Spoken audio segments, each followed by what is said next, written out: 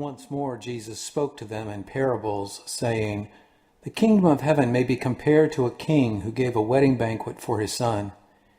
He sent his slaves to call those who had been invited to the wedding banquet, but they would not come. Again he sent other slaves, saying, 'Tell those who have been invited, look, I have prepared my dinner, my oxen and my fat calves have been slaughtered, and everything is ready. Come to the wedding banquet.' But they made light of it and went away, one to his farm, another to his business, while the rest seized his slaves, mistreated them, and killed them. The king was enraged. He sent his troops, destroyed those murderers, and burned their city.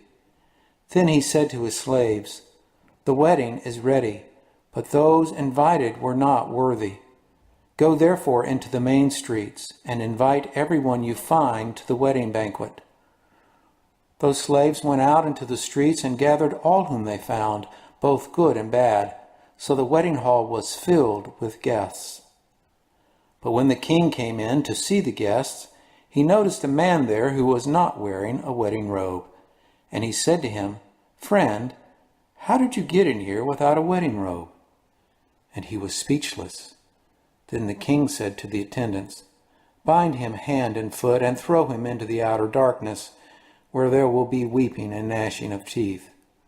For many are called, but few are chosen.'" The Gospel of the Lord. On Tuesday of this past week, the author Malcolm Gladwell, you probably know that name, he's a popular writer. He wrote Tipping Point, Blink, Outliers, David and Goliath. He spoke at the World Business Forum in New York, and he told a story. And it's a story most of us have heard. Most of us probably have more details to the story. The story may not even be entirely true in the ways that we know it. And I say that because I find it really interesting when others who aren't a part of this valley talk about this valley. They have a certain idea of what goes on here and the stories that become the legend, myth, and lore of all that happens here. Now, living here in this valley, I recognize that there are always very deep and intentional backstories behind all of the narratives that the world knows. But the story is still good for us today, and so I hope that you won't pull off and go, "Well, that's not exactly how it happened," or "That's not exactly what it was." And stay with the story that Malcolm told this group on Tuesday in New York City. He says that in the 1960s, Xerox was the most important high-tech company in the world. And especially with its Palo Alto division, the PARC division. The PARC division hired the greatest scientists in the world, gave them unlimited research budgets, and told them to take their time in inventing the future. And they did. The PARC division invented the PC, much of the internet, the word processor, the graphic user interface. Then, in December of 1979, a 24-year-old from Cupertino got invited to go on a tour at PARC. On the tour, he saw something that he had never laid his eyes on before.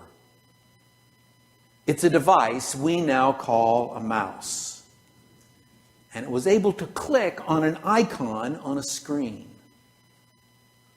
Steve Jobs said, "This is going to transform personal computing." And the guy from PARC said, "Yeah, we know. We've been working on this for 10 years. Jobs runs to his car, drives back to Cupertino, and tells his design team what he's just seen. And it's the most incredible thing. It's called this graphic user interface. Jobs asked if they could do the same thing And his engineers said, no. And Jobs said, wrong answer. Steve Jobs told them they had to and demanded that they drop whatever they'd been working on and focus on this thing. Then he goes across town and talks to an industrial designer and demands that Xerox's $300 mouse be made for $15. Jobs takes the mouse and the graphical user interface and combines them. And of course, we know the result of that was the Macintosh. What happened here? Gladwell asked his group. Why are we using Apple computers and not Xerox computers? Is Steve Jobs smarter than the people at Xerox PARC? No. They invented the graphic user interface. Did he have more insight than Xerox? No. Did he have more resources? No. At the time, Xerox was crazy profitable. So what was the difference? Steve Jobs had a sense of urgency, Gladwell says. He wanted to do it now. He needed to do it now. Meanwhile, the people at Xerox, with their unlimited time and money, thought that genius couldn't be rushed. But Jobs was urgent, and that was part of his genius. Gladwell said, the difference isn't resources, it's attitude. Today's kingdom of heaven is like story, has a number of structural nuances that suggest that the invited guests didn't actually refuse the king's invitation. They just found excuses for coming late. They didn't have a sense of urgency in their life for this. They decided that rather than cancel or postpone their scheduled activities for the day, they would attend to their list of priorities first and then answer the invitation later. The attitude of the invited guests, this invitation was just another of many and determined to be less important than what they had already planned to do. Weddings went on for a long time. It went on for days, perhaps a week. So these guests figured that they had plenty of time to show up, to be seen, to check in, to be counted. There wasn't a sense of urgency or even the recognition of needing to act now in the present. Back in East Tennessee, where Charlotte and I went to college in Kentucky, our college was really near the border in East Tennessee. There was a man that was driving on one of the curvy, windy, two-lane roads there going to Knoxville. And it had just come a downpour, and as he came around the bend, he noticed a farmer standing next to the road looking at the ruins of what had been his barn. The driver stopped to see if he could be helpful. "What happened?" the man asked. "Well, the roof, it just fell in," the farmer replied. "I guess it leaked for so long, it finally just rotted through and collapsed." "Well, if it was leaking for so long and you knew it, why on earth didn't you fix it?" "Well," said the farmer, "I just never got around to it. When the weather was good, there was no need to fix it. And when it rained, it was too wet to work on it." Well, like that farmer, we all have our reasons. We all have our rationale why we disregard, why we postpone the signs and signals that we receive as God reaches out to us. as someone who has walked with quite a few families and their loved ones of those family systems, people who may have attended church their whole life, but they never answered the invitation. I see that these folks die not being ready to go through that veil. They've reached the end of life and they really never did answer the invitation. They just attended services in a community.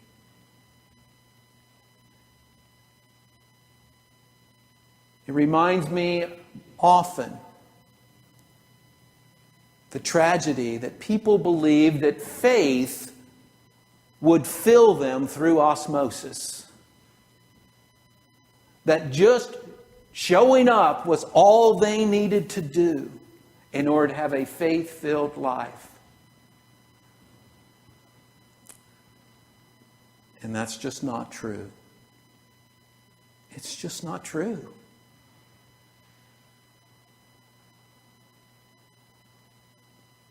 It requires an intentional answering, a living into the invitation, an urgency that this is important, to live into a life filled with faith in Jesus. This allegory also has a section of it in the second half that seems to be dealing with some sort of a dress code. And as you can imagine, I've not been really working with dress codes most of my life. From the kind of way that I wear my hair to what I put on the soles of my feet. I've always kind of been a little sideways. So this really piqued my attention today. When the first group don't have the time, or they don't want to make the time, the king determines there is going to be a celebration for my son. Now we don't have kings here, but some of you may have come from countries that did. Or if you remember any kind of history, this is a king and his son. The king is throwing a celebration for his son.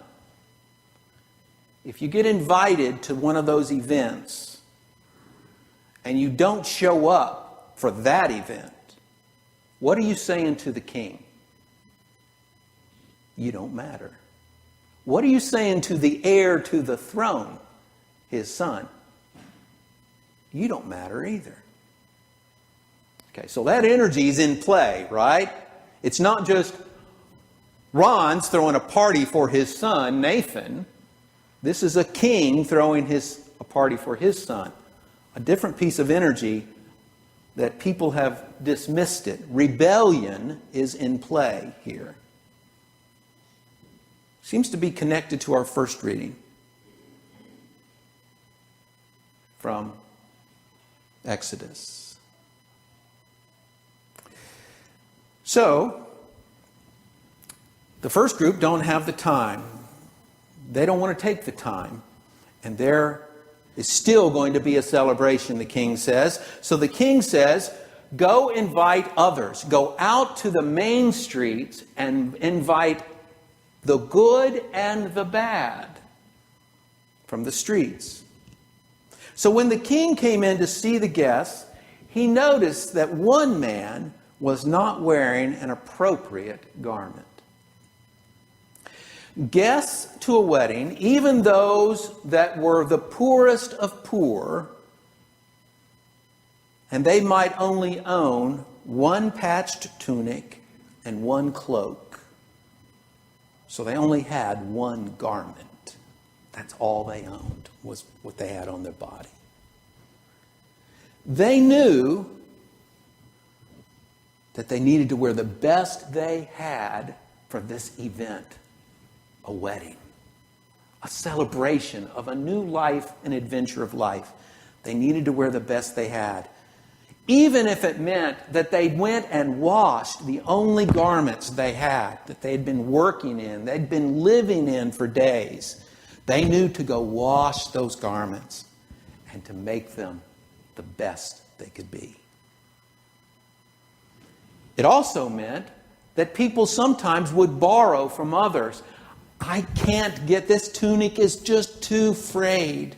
Can I borrow one so I can go to the wedding? Now, some data tells us that in a culture that emphasized modesty, and we don't live in that culture anymore, but back then that culture was in place, and the garments were to de-emphasize your body. That's why they were more flowing. That if you had one of those, you would certainly wear one of those as well. That it would de-emphasize your body and be a little bit more flowing, a little longer, more loose fitting. That was also an appropriate garment. There's no reason that's mentioned in this allegory that once invited, that the new guests had no time to change their clothes, or go home and even wash their clothes, or borrow some clothes. So the man had acknowledged the invitation, but he decided to show up in soiled clothes, which reveals contempt. Contempt for the king, contempt for the son, contempt for the others that had gathered. His clothes revealed that he had an attitude of arrogance about him. And he was going to make his statement while being there. Jesus suggests that the outward impact of the fruit of the Spirit becomes our wardrobe, and it begins to be woven into the very fabric of our beings. Now, this is not the only time that the image of a garment comes into Scripture. Clothe yourself with a holy way of life, in compassion, in kindness, humility, gentleness, and patience. Clothe yourself in that. And then he goes on to say, and above all these, put on love. Because love is the perfect tie to bind all of these together. We've been sent a special invitation. It has been sent by God for us to share in a fabulous and a life-changing adventure. But the response is for us to make. And it is a matter of urgency. In Harry Potter and the Chamber of Secrets, Professor Dumbledore says, it's our choices, Harry, that show what we truly are, far more than our abilities. The difference isn't resources, it's attitude. For where your treasure is, there your heart will be also.